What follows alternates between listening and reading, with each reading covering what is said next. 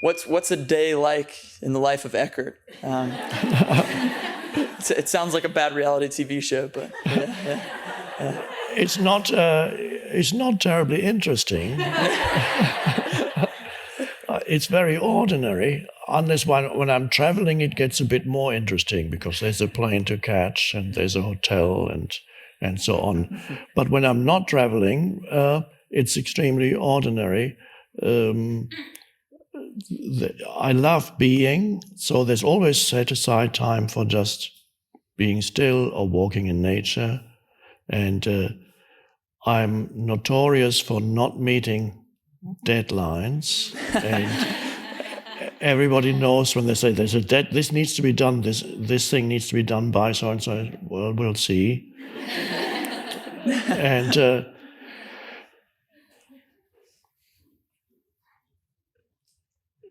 I love night times, so I sometimes don't go to bed until 1:30 or 2 and sleep about 5 hours.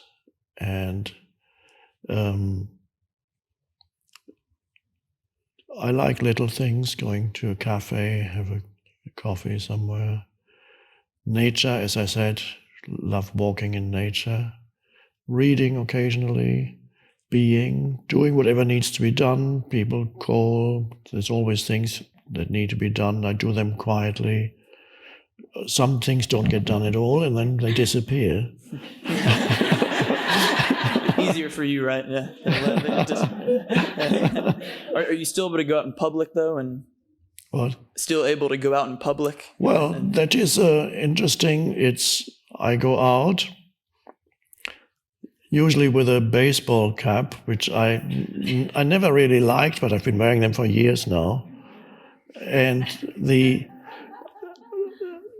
because I love privacy, I love to be invisible. I love to be in a room and being able to just observe what goes on in the room without anybody being aware that I'm there. That's more difficult now. So often people come up, even with a baseball cap, they come up and usually it's lovely. They say that it's been so wonderful, my life has changed. It happens almost every day.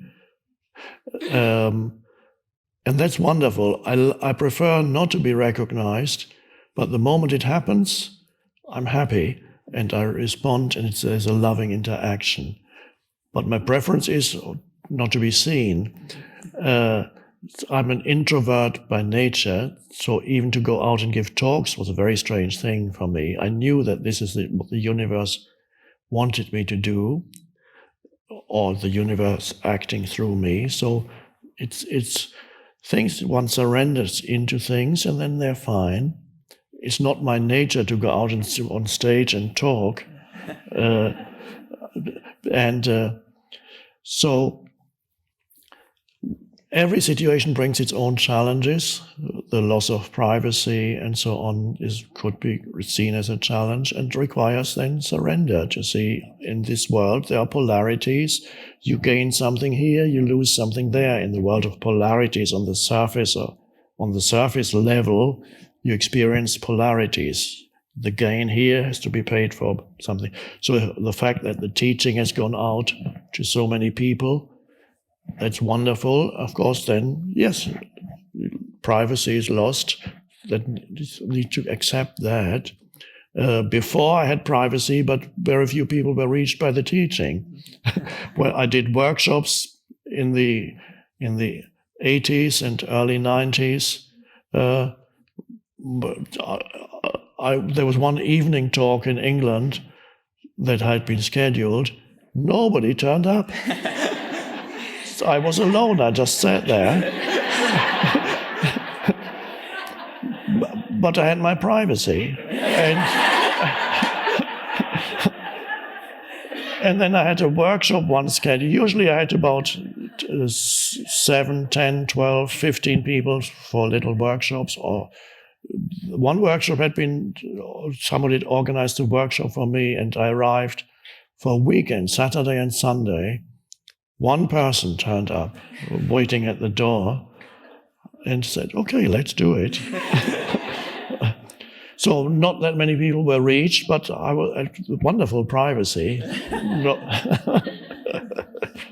So that's how it is. It's simple. I don't live in an ashram where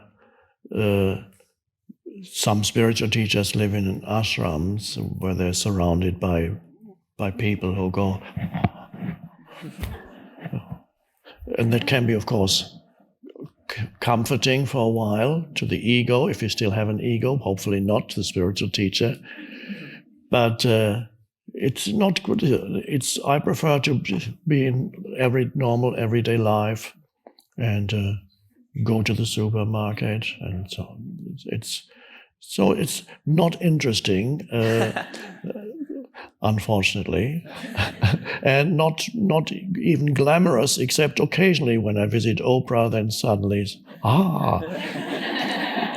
driving into the gates open to the big mansion, and you drive in, but otherwise not that much glamour.